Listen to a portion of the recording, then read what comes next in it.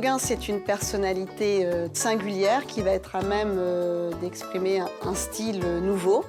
Et c'est aussi un autodidacte qui veut trouver sa voie en peinture avec toute la persévérance qu'on imagine. Considéré comme l'un des peintres majeurs de son époque, Paul Gauguin est l'initiateur de la peinture moderne et le père du primitivisme. Toute sa vie, Paul Gauguin naviguera entre plusieurs courants de peinture, l'art naïf, l'impressionnisme et le synthétisme.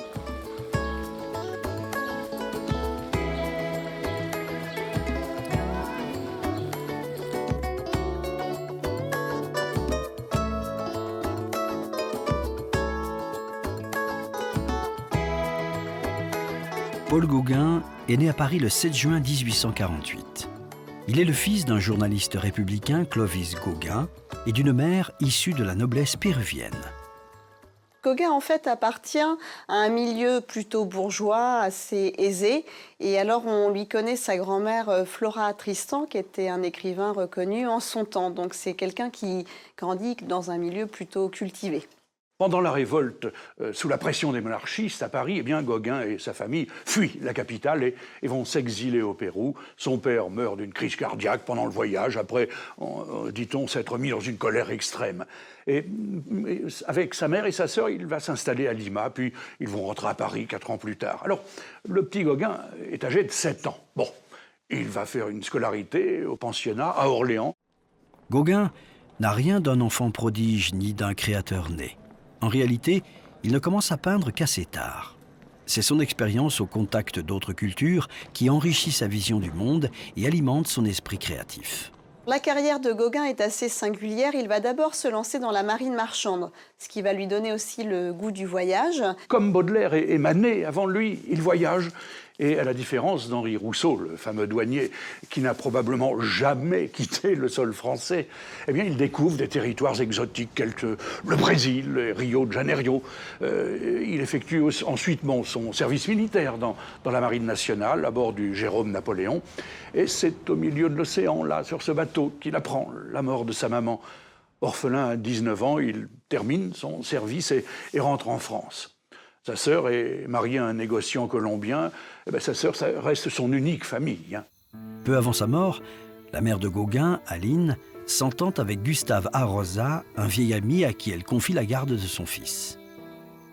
Arosa prend Paul sous sa protection et le fait engager chez un confrère qui lui enseigne le métier d'agent de change. Après une année d'apprentissage, Gauguin est un agent de change accompli et accède assez tôt à une situation sociale et financière enviable. Curieux de nature, c'est sous l'influence de son tuteur, grand amateur d'art, qu'il découvre alors son propre intérêt pour la peinture. En effet, Gustave Arosa s'intéresse aux peintres impressionnistes et possède déjà une importante collection. Fort bien inspiré, Gauguin commence à peindre. En novembre 1873, il épouse Mette Sophie Gade, une jeune femme originaire de Copenhague. 5 enfants naîtront de cette union.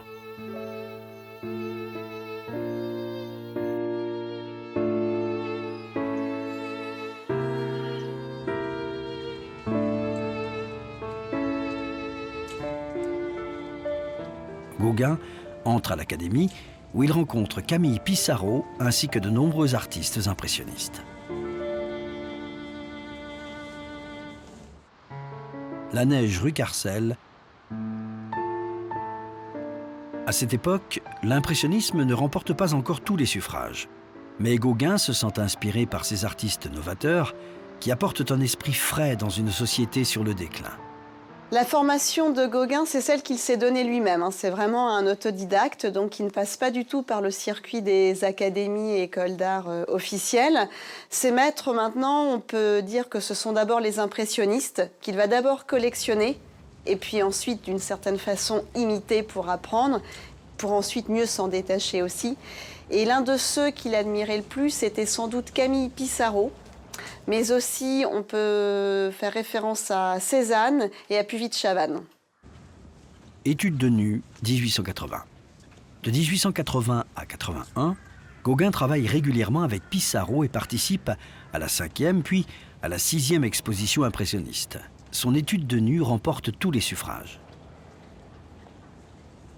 Et Gauguin donc continue à passer ses étés avec Pissarro, parce que c'est l'ami de Pissarro qui va l'initier au paysage impressionniste. Il peint, parce qu'il aime ça, il peint régulièrement, et naturellement, il va rencontrer d'autres artistes, comme on songe à Cézanne, bien sûr. Gagnant bien sa vie, il va devenir collectionneur, et là, la vocation de peintre va naître. En 1883, il surprend sa famille, oui, et ses amis. Pourquoi? Parce qu'il prend la décision subite, irrévocable, de quitter son emploi d'agent de change pour se consacrer uniquement à la peinture. Cette décision, aussi imprudente que définitive, constitue le point de départ d'une véritable révolution artistique à venir. Donc après, il fait son cheminement à part, en autodidacte, en dehors des sentiers battus. C'est comme cela qu'il fuit le milieu parisien, qu'il vient d'abord à Pont-Aven pour fuir ensuite un peu plus loin dans les îles. À la naissance de son 4e enfant, la petite Paula, eh bien, Gauguin part s'installer avec sa famille à Copenhague. Mais il n'est pas bien là-bas, il n'est pas heureux, il est incapable de subvenir aux besoins de sa tribu. Il est en proie au mal-être et aux difficultés financières, bien sûr. Alors, ben oui, il abandonne sa femme et ses enfants et il part à Londres avec son fils, Clovis. De retour à Paris, fermement résolu à vivre de son art. Il subsiste en vendant quelques tableaux quand même, mais il se retrouve bientôt sans ressources et va devoir placer son fils dans un pensionnat. En 87, il décide de s'embarquer pour le Panama. « Je vais à Panama pour vivre comme un sauvage », écrit-il. Et puis il voyage en Martinique, il revient à Paris. C'est un grand voyageur, avant de repartir finalement pour Tahiti. Sous les tropiques, il sent que la vie sera plus simple et moins chère.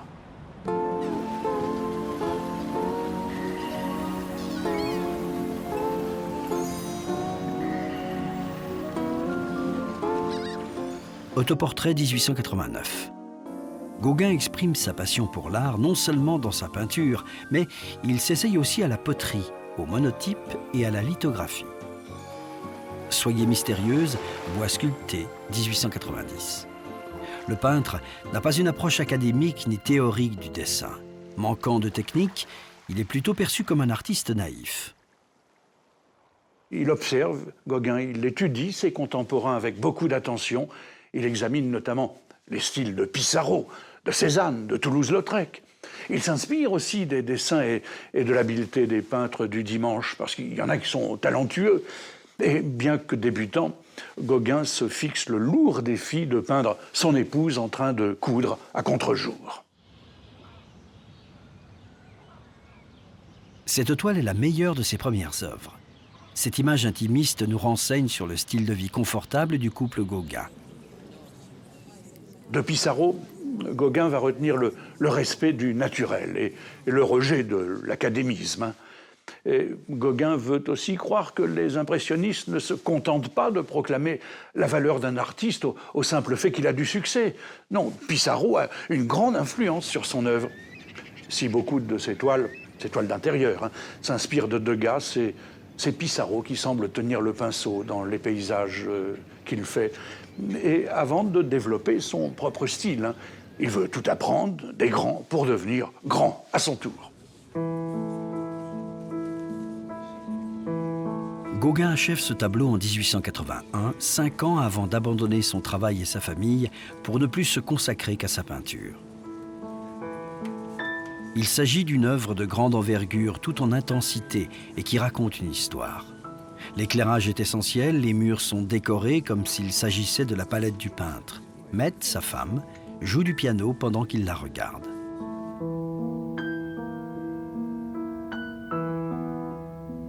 Ce double portrait en pastel est aussi étrange qu'étonnant. Les deux personnages sont dessinés séparément dans des lieux différents. La poterie posée à cheval sur chaque cadre contribue à donner l'illusion d'une scène unique. Elle permet de créer de la profondeur au tableau qui met en valeur la nature du lien qui unit les deux personnages. Le style de Gauguin s'éloigne de l'impressionnisme et donc de son mentor, Pissarro. Il admire l'attitude de Cézanne qui parvient à se distinguer du groupe. Mais Cézanne ne ressent pas le même intérêt ni le même respect pour Gauguin. Il pense que Gauguin veut en faire trop et que son style manque de facture personnelle.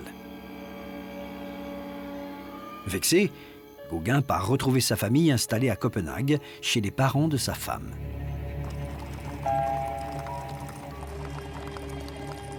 l'exposition de ses œuvres organisée par la Société des Amis de l'Art est froidement accueillie. C'est un échec. D'autre part, il est méprisé par sa belle famille, parce qu'il ne parvient toujours pas à subvenir aux besoins des siens et il se sent à la fois coupable et frustré. Mais il ne parvient pas à faire face à cette situation. Séparé du cercle artistique parisien et de son ami Pissarro, il tente de faire accepter son art à Copenhague.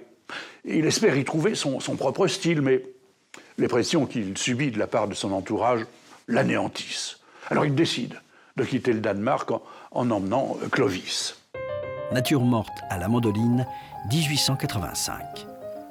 Cette nature morte marque un tournant décisif dans la carrière de Gauguin. On ignore où et quand ce tableau a été réalisé. Les pivoines indiquent que c'est aux alentours de juin, au moment de son retour à Paris, après ses séjours à Copenhague et Londres. Le coin d'une large bordure blanche encadre un paysage de style impressionniste, probablement un souvenir du temps passé avec Pissarro. La composition dévoile des objets qui font partie de la vie de Gauguin. Le vase en céramique est une de ses propres sculptures et la mandoline, un instrument qu'il pratique. Le tableau dans le tableau reste une énigme. Est-ce un Gauguin, un Pissarro, un Guillaumin ? Les couleurs douces et chaudes du bouquet de fleurs s'opposent à l'arrière-plan bleu-vert. Ce tableau contient les prémices d'une esthétique nouvelle que l'on retrouvera dans les œuvres futures de l'artiste.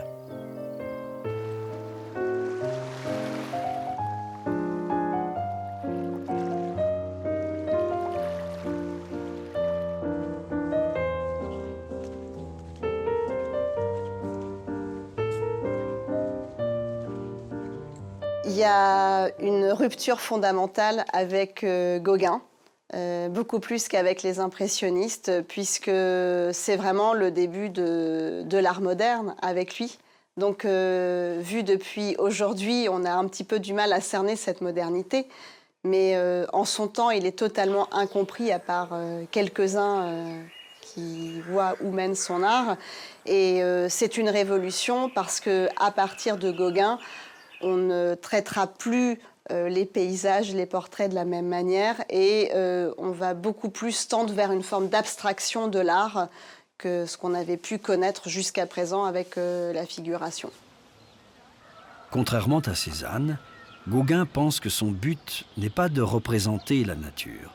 Il part dans des pays lointains, à la rencontre de cultures primitives, chercher une vérité intrinsèque dont il n'a pas encore conscience. Gauguin part pour son premier périple en Bretagne.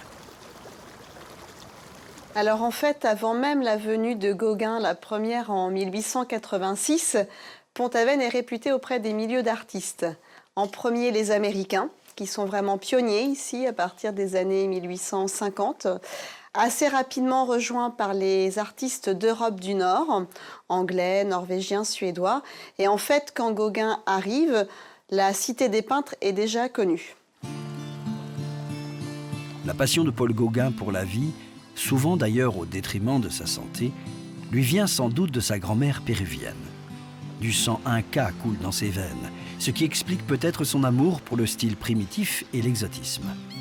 De la Bretagne à Panama, il doit passer par la Martinique, où il découvre un paradis. Il est ébloui. Pour expliquer la raison de son attachement, il écrit « Je ne suis pas ridicule, car je sens au fond de moi l'expression de deux êtres qui ne sont pas ridicules, l'enfant et le sauvage. » Végétation tropicale, 1887. Gauguin s'éloigne à présent de l'impressionnisme, non seulement géographiquement, mais aussi dans sa manière de peindre. Végétation tropicale offre un style plus décoratif, une sorte de tapisserie de paysages exotiques. Les couleurs éclatantes se répandent sur la route au premier plan et conduisent le regard vers cet océan extraordinaire, puis vers les montagnes à l'arrière-plan. Cet endroit existe en Martinique. Cependant, Gauguin augmente encore l'intensité de la vibration par ses couleurs chaudes, brillantes et multiples. Bord de mer à la Martinique, 1887. Alors qu'il séjourne en Martinique, Gauguin tombe malade et rejoint la France en s'engageant comme matelot.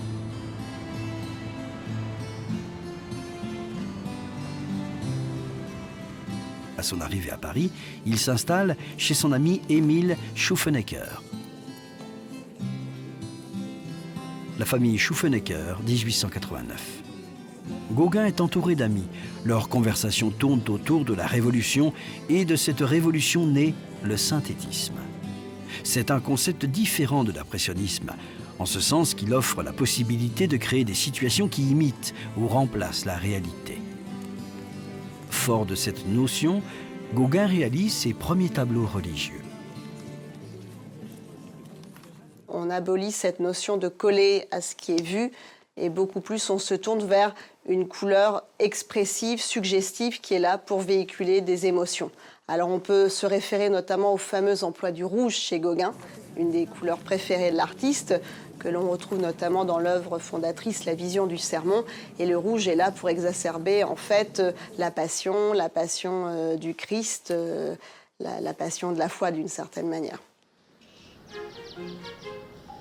Gauguin peint des paysannes observant et priant le dos tourné. Les deux petits personnages de Jacob et de l'ange sont présentés luttant sur un vaste champ rouge. Les aplats de couleurs vives dégagent de puissants contrastes. La disposition des personnages les uns par rapport aux autres, la composition rythmée et les contours bordés créent l'harmonie et l'unité du tableau. Gauguin écrit à Van Gogh « Je crois que j'ai réussi à montrer dans ces personnages leur côté rustique et leur simplicité superstitieuse. Tout est tellement austère ici. » Ce qu'il va aimer en Bretagne, ce sont beaucoup les ports de coiffes et de costumes traditionnels, pour Pont-Aven d'ailleurs très colorés. Les 4 Bretonnes, 1888. Le Porcher, Bretagne, 1888. Gauguin ressent un grand respect pour les paysans bretons. Il utilise sa façon de marier les couleurs pour traduire ce qui souvent encore était la vie simple et pauvre de la paysannerie bretonne. Les œuvres bretonnes qui donc justifient la dénomination et l'éclosion de l'école de Pont-Aven ont 3 caractéristiques principales. La première, c'est de synthétiser les formes, et ce à l'aide du fameux cerne qui contourne ces formes, qui les stylise d'une certaine manière. La deuxième caractéristique fondamentale, c'est l'emploi des teintes pures en aplat. Donc on ne mélange plus la couleur sur la palette, on l'emploie pure. Et la troisième caractéristique, c'est les bouleversements dans le traitement de la perspective. On rompt avec la tradition occidentale et le fameux point de fuite vers lequel convergent toutes les lignes, mais on procède plutôt pour exprimer la profondeur de champ à un étagement de plans successifs, comme on en trouve dans les estampes japonaises. Et ces 3 piliers déterminent le style en tant que tel de l'école de Pont-Aven. Au-dessus du gouffre, 1888. Cette peinture reste le meilleur exemple de ce que Gauguin essaie d'accomplir. Il écrit « J'ai cette année tout sacrifié. L'exécution, la couleur pour le style, voulant m'imposer autre chose que ce que je sais faire. C'est, je crois, une transformation qui n'a pas porté ses fruits, mais qui les portera. » Cette toile allie équilibre des formes et aplat des couleurs. Volonté d'éloigner l'observateur du danger, mais non de le sauver. Une vache se tient là, sans trop savoir pourquoi. Les 3 petits chiens, 1888. L'envie de changement habite encore Gauguin dans ce tableau sans perspective. Les nuances, les ombres réduites par l'abandon de la 3e dimension et les traits épaissis semblent agrandir le cadre dans lequel se tiennent objets et animaux. Ces notions abstraites sont en avance sur son temps. Dans sa peinture, Gauguin exprime sa liberté à l'état pur. Trouver de nouvelles expressions artistiques doit passer selon lui par la découverte et l'apprentissage de nouvelles sources. L'une d'entre elles porte le nom de Vincent van Gogh.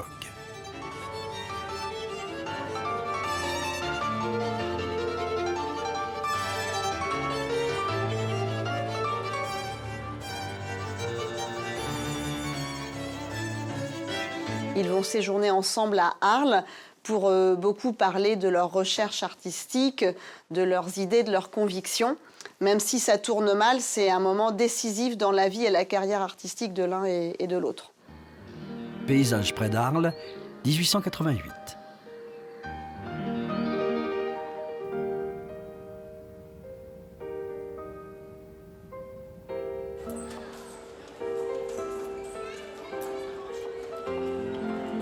En Arles, Gauguin et Van Gogh cohabitent et peignent ensemble. Cette peinture sur Arles est importante et unique. Elle montre toute l'influence de Van Gogh. Bien que Gauguin défende farouchement son propre style et le caractère personnel de cette œuvre, certains affirment même qu'il est parfaitement capable de s'approprier ce dont il a besoin dans les méthodes du grand peintre. Les Lavandières, 1888.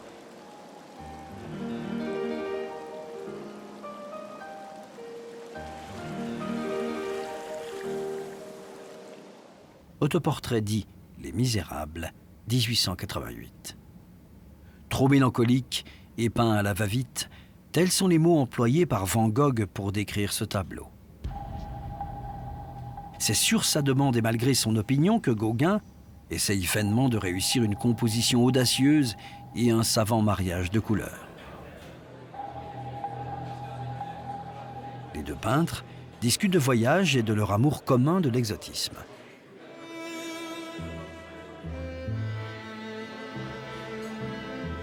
Ils parlent du 22 décembre, mais il n'existe aucune certitude sur le fait que Gauguin ait poussé Van Gogh à se couper l'oreille. Van Gogh se réfugie dans un asile peu après.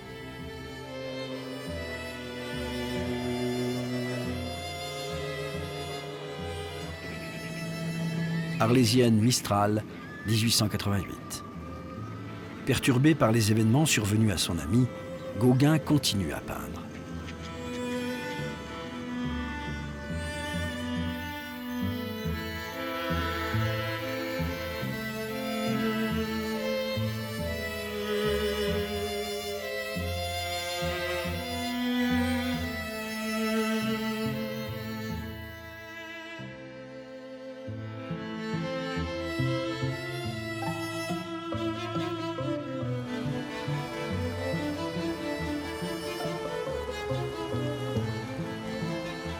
Nature morte au jambon, 1889. Alors que le style impressionniste de Van Gogh gagne en popularité, Gauguin reste malgré tout fidèle au synthétisme.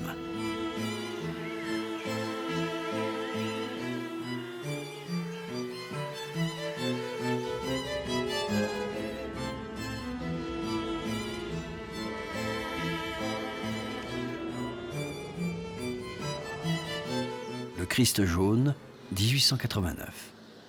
Ce tableau regroupe toutes ses recherches sur le style synthétique. Les couleurs sont audacieuses, pour un paysage normalement gris, et les femmes bretonnes paraissent douces, tandis qu'un paysan attire le regard. Il ne s'agit pas d'une vision réaliste, mais d'un réalisme expressif. La couleur des vêtements est exacte et la paisible campagne bretonne transparaît sur la toile. Cette œuvre étonnante dévoile la rudesse paysanne et les superstitions bretonnes. Portrait de femme à la nature morte de Cézanne. À l'arrière-plan de ce portrait, une nature morte peinte par Cézanne. C'est l'une des peintures préférées de l'artiste. On dit qu'il aurait brûlé sa dernière chemise plutôt que de s'en séparer. Les couleurs éclatent, encore plus chaudes et plus riches qu'à l'ordinaire. Le visage sans expression, les contours anguleux et rehaussés de noir, se rapprochent plus de Cézanne. Si Gauguin adopte le style de Cézanne, ce n'est pas réciproque. Ce large dessin décoratif propose des courbes et des droites qui s'harmonisent dans un parfait équilibre. Le rouge du premier plan contraste avec les petites taches qui donnent à cette toile toute sa qualité linéaire. Le personnage de la paysanne bretonne apporte deux choses à la toile. Elle donne une idée de l'échelle et elle montre le lien si fort qui relie les paysans à leur terre. Alors déjà, on sait que Gauguin aimait bien fréquenter le musée de l'homme au Trocadéro. Donc c'est vrai qu'il est fasciné par les origines de l'homme. Et alors il regrette que le 19e siècle et son industrialisation massive, en fait, corrompt les sociétés contemporaines. Et effectivement, lui, il veut retrouver une forme de relation pacifique entre les hommes. Et c'est ce qui fait qu'il vient en fait en Bretagne. Et il pousse le voyage plus loin en partant dans les îles, puisqu'il sera d'ailleurs enterré à Ivaoa. Et là, il va même essayer de coller au comportement des autochtones et même adhérer à leurs croyances très souvent. Gauguin est un homme qui cherche aussi son Dieu et qui va être ouvert à différentes religions. Gauguin ressent à nouveau l'appel des tropiques. Il sent que son inspiration en dépend. Il songe à Madagascar ou à l'Océanie, puis se décide finalement pour Tahiti.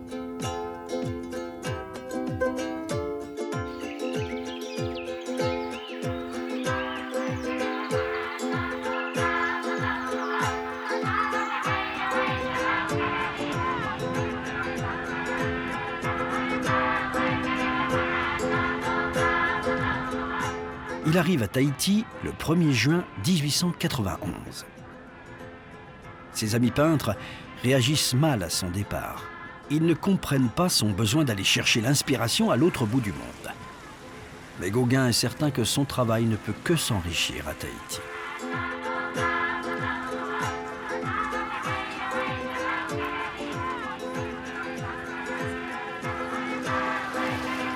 Pastorale tahitienne, Fleur de France, 1891. L'année 1891 est décisive pour Gauguin. Il quitte la France pour Tahiti. Lors d'un moment de vague à l'âme, il peint une ode à son pays ainsi qu'à ses premières idoles, Degas, Cézanne et Manet.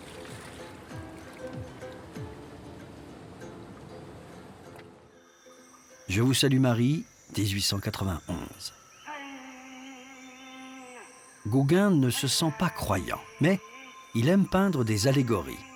La femme en sarong rouge représente Marie et le petit garçon Jésus. Un ange se glisse à l'arrière-plan et les jeunes femmes rendent hommage à la mère et à l'enfant. Les couleurs vives des personnages principaux les distinguent les uns des autres, tout en les intégrant à leur environnement. L'équilibre entre les verticales et les horizontales est parfait. Le mystère de cette toile aux dimensions importantes réside dans son évidente simplicité. Conversation, 1891. Cette peinture rassemble différentes personnes isolées. La femme étendue dans l'herbe à l'arrière-plan et celle en noir sont deux dessins distincts. Gauguin les rassemble afin de créer un visuel de tahitienne bavardant. Jeune homme à la fleur, 1891. Gauguin peint rarement des personnages masculins. Ce portrait semble avoir été exécuté à son arrivée à Papeete. Par la suite, il abandonne cette pose trois quarts et cette composition traditionnelle. Il fait ressortir le vert du doux regard triste du garçon sur l'arrière-plan bleu-vert sombre. À la fin du siècle, Henri Matisse achètera cette toile pour sa collection privée. Loin de l'Europe, dans sa terre tropicale, Gauguin accepte mal l'oppression du colonialisme. Il s'installe à Mateia, un endroit plus isolé. Il loue une maison proche de l'océan. Très inspiré par ce nouveau décor, il débute une année qui se révélera riche en production.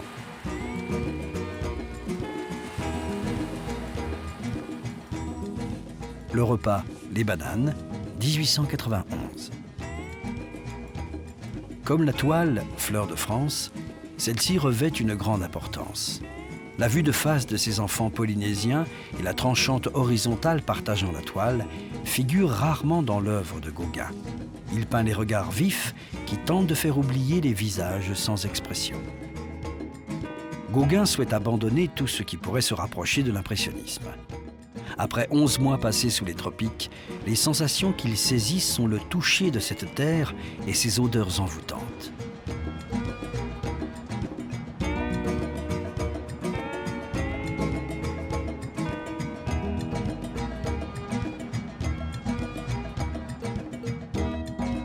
Silence, 1891.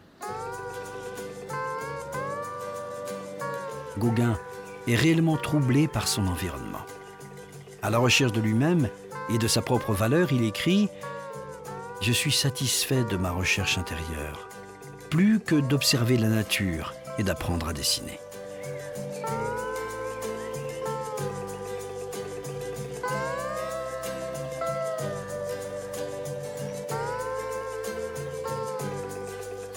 Paysage tahitien, 1891. La paix retrouvée par le peintre dans son nouveau paradis irradie dans cette toile composée de grandes lignes et de quelques éléments. Le paysage semble immense comparé aux petits personnages du milieu. une légèreté, une profonde intensité se dégagent cependant de cette œuvre. Tout le style de Gauguin est défini dans cette harmonie de couleurs et dans cette répétition de courbes. Alors que les post-impressionnistes rencontrent des difficultés à marier les éléments arrondis aux formes plates, Seurat résout le problème par le pointillisme. Cézanne par des couleurs modulées et Gauguin dans son propre style. Oui, on le reconnaît comme l'un des fondateurs du primitivisme. Il n'est pas le seul en la matière. Mais primitivisme, bon, c'est une commodité employée par les historiens de l'art, mais c'est une façon de dire qu'on en vient à l'essentiel, en fait, essentiel de la forme, essentiel du sujet, et qu'on se débarrasse de toutes les scories académiques, en fait. Femme de Tahiti sur la plage, 1891. Dans cette toile, l'artiste crée des formes arrondies qui contrastent avec les droites épurées du rivage au fond de la toile. Presque tout l'espace du tableau est occupé par ces femmes aussi bien en profondeur qu'en surface.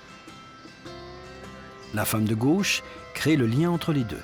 Son bras tendu et ses jambes déployées donnent les verticales et les horizontales. Les contours masqués provoquent également cet effet abstrait. La sieste, 1892.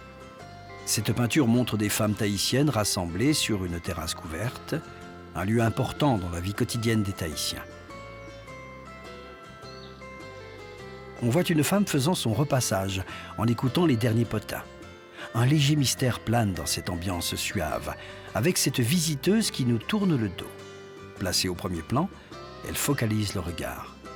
Sa main et ses cheveux dégagent une sensualité primitive. Gauguin capture ici l'essence d'une chaude et humide après-midi tahitienne. Son nom est Véromati, 1892. Ce tableau tire son inspiration d'une ancienne légende maori. Il emprunte aussi quelques éléments au style de Puvis de Chavannes, tels que sa vision de l'allégorie et son style monumental proche de celui de Gauguin. L'artiste réalise une interprétation toute personnelle de cette légende. La statue qui se trouve à l'arrière-plan représente le dieu que vénère cette jeune fille. Et la fille ressemble plus à une simple tahitienne qu'à une figure mythologique. Gauguin utilisera souvent des statues d'idoles dans ses œuvres. Il se sert de motifs dont l'inspiration donne toujours de l'originalité à ses créations.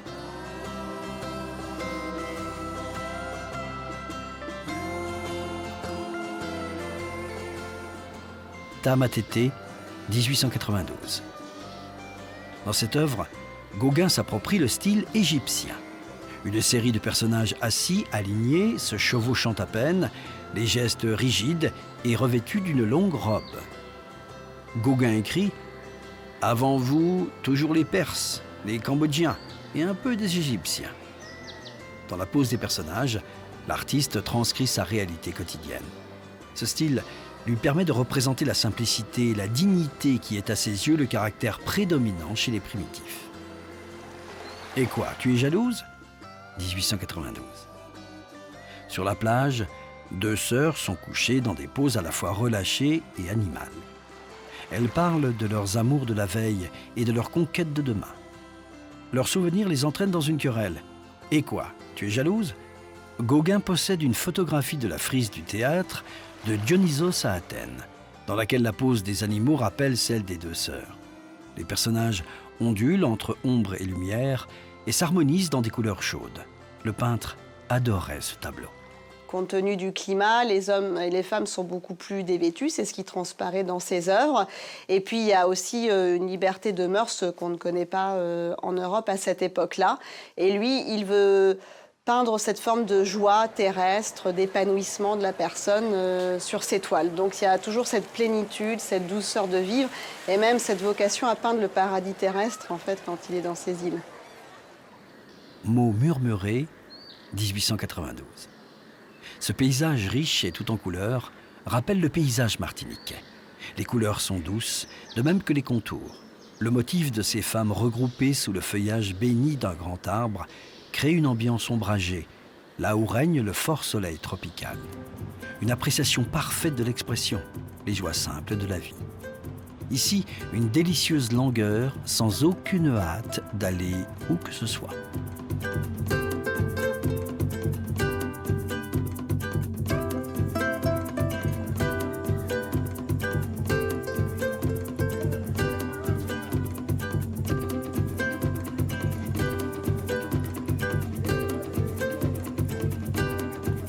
Gauguin continue à peindre à Tahiti.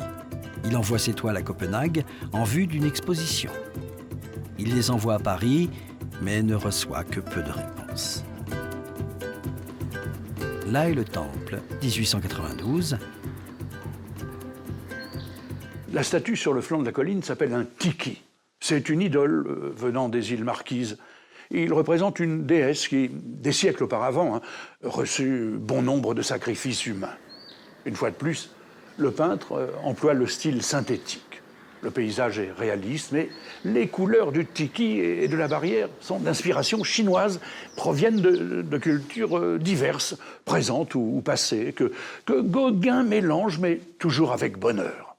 Et cette peinture qui s'apparente à l'art moderne d'une façon criante est appréciée par les artistes modernes de l'époque, mais également, 10 ans plus tard, par les fauvistes, bien sûr. Alors Gauguin regrette que Tahiti ne possède pas de musée pour préserver un art qui disparaissait souvent à cause des missionnaires.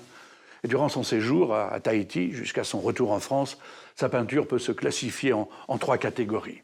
Les représentations de la mythologie locale, les paysages et les nus. L'Esprit des morts veille, 1892. Cette disposition de lignes horizontales ondulantes où le bleu et l'orange s'accordent à des jaunes chaleureux représente le corps alité d'une femme terrorisée. L'histoire se raconte ainsi. L'âme d'un vivant, ici la jeune fille, se trouve liée à l'esprit de la mort qui veille sur elle durant son sommeil, symbole du jour et de la nuit. La communauté artistique pense qu'il s'agit plutôt d'une traduction picturale d'un écrit de Gauguin. La Genèse est écrite pour tous ceux qui veulent connaître le pourquoi du comment, autrement dit, une simple étude d'un nu tahitien. Le paysage au pan, 1892. Tahiti offre à Gauguin une source intarissable de nouveaux sujets. Cette peinture est considérée comme l'une de ses toiles les plus délicates. Elle fait partie des tableaux rapportés dans son livre Noa Noa. Gauguin connaît ce garçon.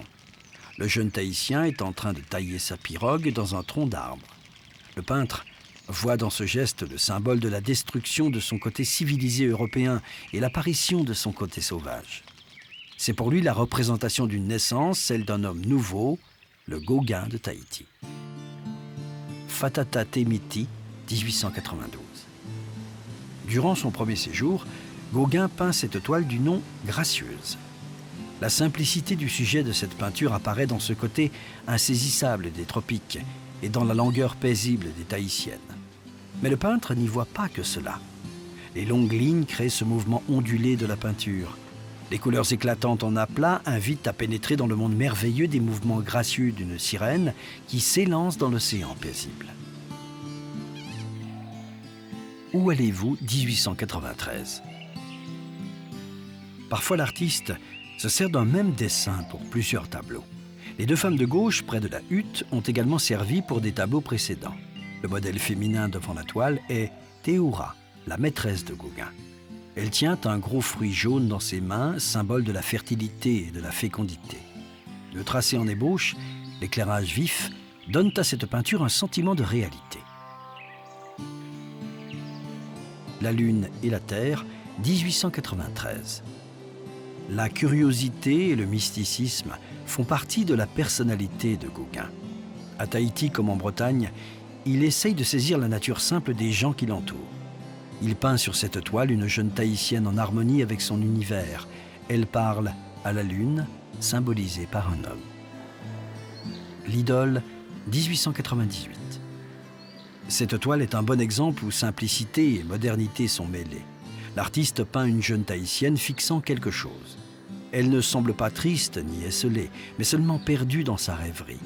Sa peau féminine et le contour de son corps rappellent des travaux de Degas, dont Gauguin admire le style. La femme remplit l'espace, ce qui la rend presque monumentale. Ne travaille pas, 1896.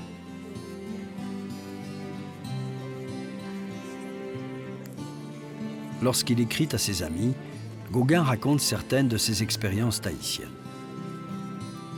Ces histoires ont souvent été déformées. S'il dit être malade, immédiatement on pense qu'il crache du sang, qu'il est sûrement victime d'une petite crise cardiaque ou qu'il mange mal.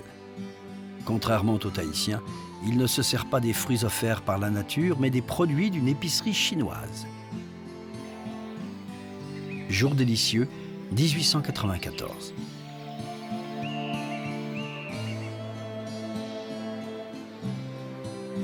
Les soucis financiers lui usent sa santé physique et morale. Il dit pourtant ceci: « Si ce n'était pas essentiel pour moi et pour mon art, je laisserais tomber cette course à l'argent. »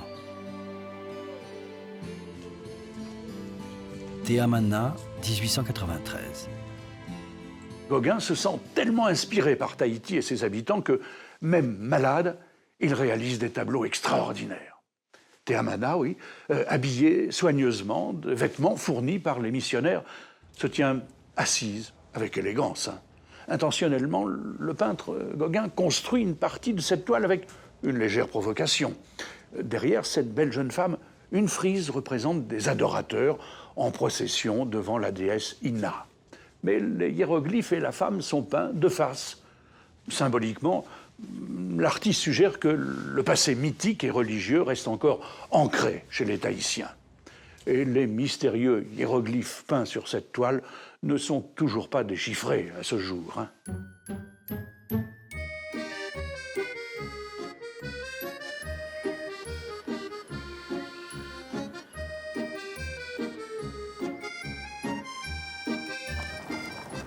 Dans une irrésistible envie de revoir l'Europe, Gauguin quitte Tahiti pour la France en juin 1899 et arrive à Paris le 6 août. Il s'installe rue Vercingétorix. Anna la Javanaise, 1894. Il rencontre une femme indo-malaisienne et son singe. Elle devient sa compagne et son modèle. Le peintre est ravi de cette toile, un nu exotique considéré comme l'un de ses meilleurs. Le modèle repose sur le fauteuil, comme sur une chaise.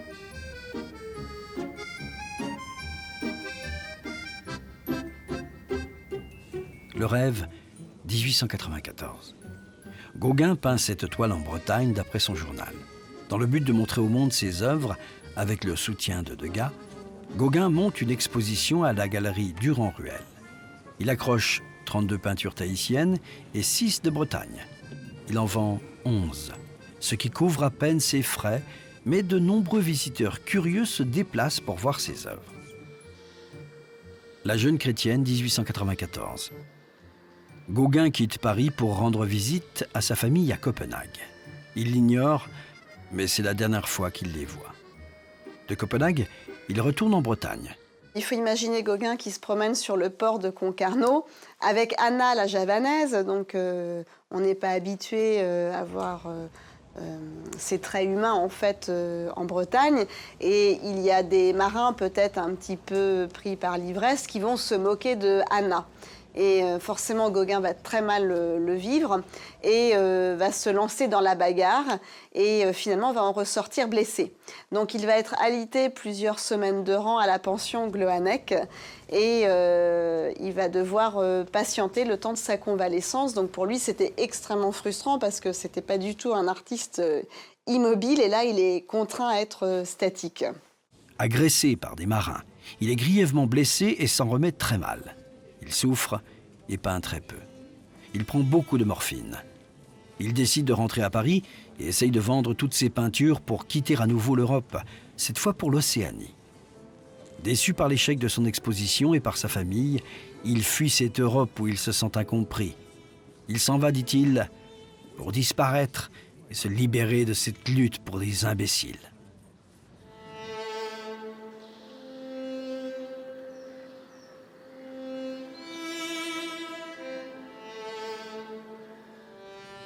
Portrait de Jeanne Goupil, 1896.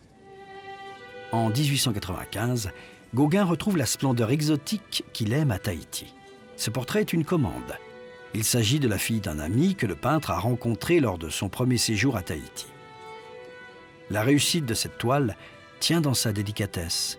Les roses et les pourpres éclatants lui donnent vie et profondeur. Gauguin, comme cette jeune fille, expriment tous deux leurs propres sentiments. La femme du roi, 1896. Gauguin représente ici une reine tahitienne dans une pose très similaire à l'Olympia de Manet.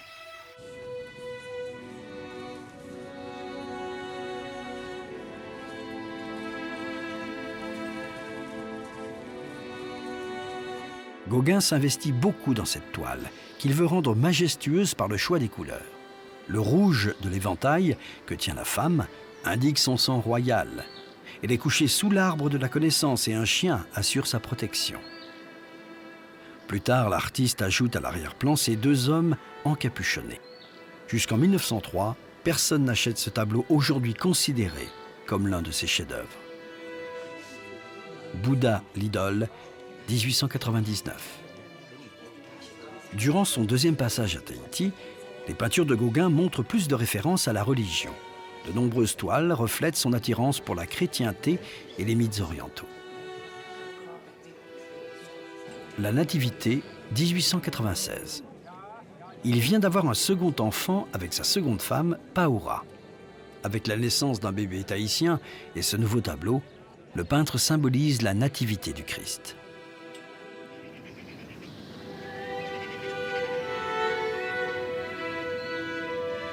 Gauguin, malade et dépressif, décide de se suicider. Mais sa tentative échoue.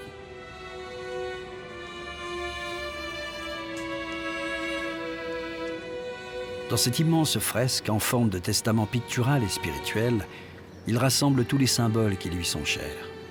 Les bébés endormis, le fruit, une chèvre, l'idole, jeunes et vieilles femmes, et le paysage tahitien qu'il a tant aimé.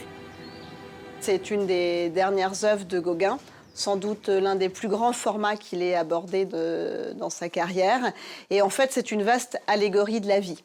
Donc il faut lire l'œuvre comme un triptyque, de la droite vers la gauche, où on décrit à la fois les conditions de naissance de l'homme, l'éclosion à l'âge adulte de la personne, et après le fait de vivre ou de subir la vieillesse et la disparition. Et en fait, Gauguin nous renvoie à une certaine forme de vanité de l'homme qui aimerait être éternel et qui, bien sûr, ne l'est pas. Et c'est aussi une réflexion métaphysique sur le sens de notre vie et de notre devenir. Au printemps 1898, remis de son suicide manqué, Gauguin embarque pour Paris avec ses toiles, où il rencontre un succès considérable. Sa carrière est atypique en ce sens qu'il ne cherche pas particulièrement à plaire aux convenances attendues dans le milieu de l'art officiel. Donc il fait son cheminement personnel avec ses exigences. Nevermore, 1897. Le cheval blanc, 1898.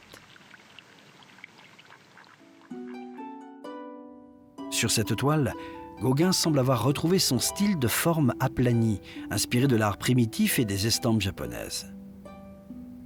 Il estompe les couleurs, leur donnant un tracé, une lumière, une touche proche de l'impressionnisme.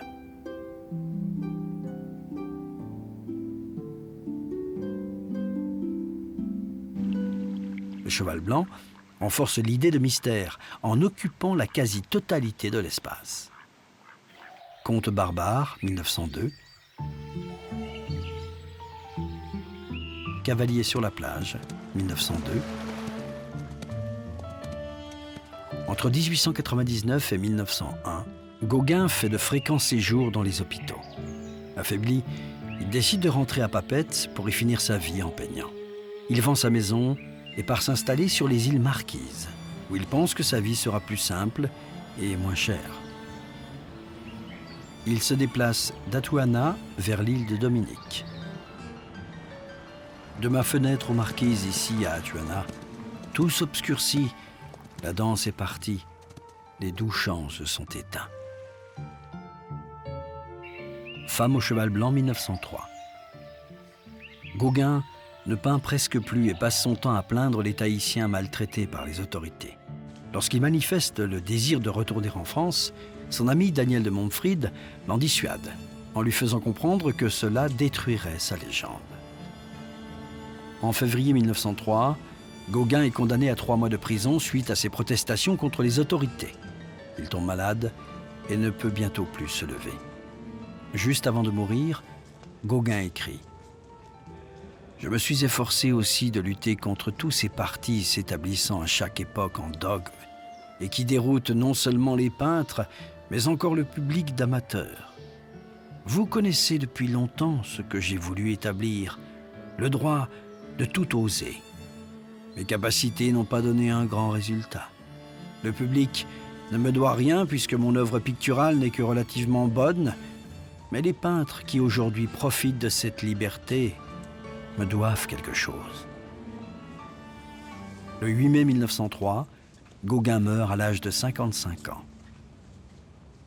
Après la mort de Gauguin en 1903, les premiers salons des Fauves rendent hommage très souvent à Gauguin en lui consacrant des expositions spécifiques dans leur lieu d'exposition et en saluant l'audace de la couleur. Donc eux-mêmes vont pousser à outrance les tons, les contrastes et ça va aussi se propager après dans le mouvement expressionniste qui est plutôt issu du milieu germanique, qui, là encore, vont reprendre cette idée de l'emploi subjectif de la couleur, où, comme Gauguin, en fait, on ne cherche pas à imiter la couleur vue, mais on projette des sensations personnelles sur la toile.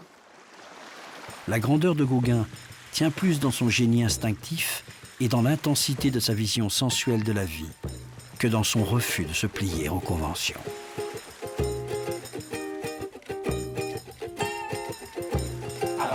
Taine